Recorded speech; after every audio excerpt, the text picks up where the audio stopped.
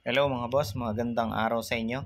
So nandito tayo ngayon sa Laguna Bel Air dahil may inialok sa ating project ang ating isang kakilala. No?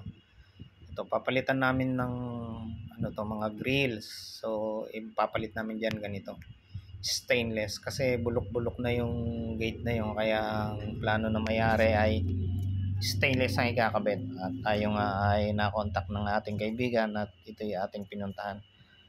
Ayan.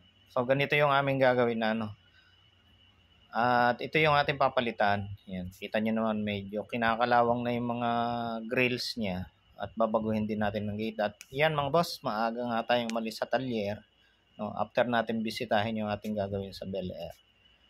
At ngayon naman ay imimit natin yung aking kaklase na nagmula pa sa Lipa, Batangas. So parehas kami ng business, metal fabrication. Sa kanya gumagawa din siya ng pakainan ng baboy, no?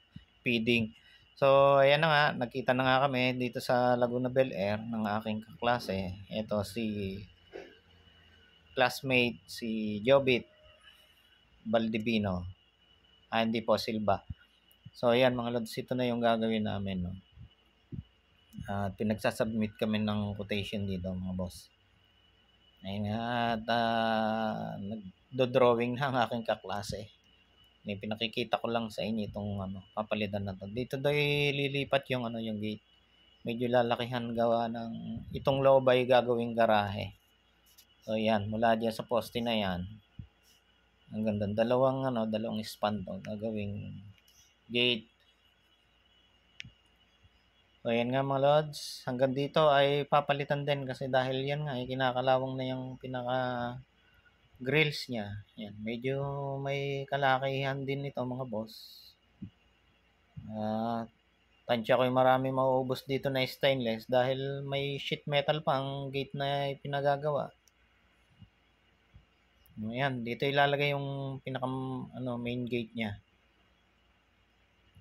So mga lods, baka nais niyo magpagawa ng mga ganito, no? Yung grills, railing, grills ng bintana, PM nyo lang po kami kahit ihawan. Pwede rin po ang stainless, So gagamitan po ito ng TIG weld. At ayan na mga boss, tuloy-tuloy ang paggawa ng quotation at saka yung pag-drawing ni classmate. Ito nga tayo, inumpisa na sukatin. So inulit ko mga idol, kami po'y gumagawa ng grills, hindi lang po sidecar.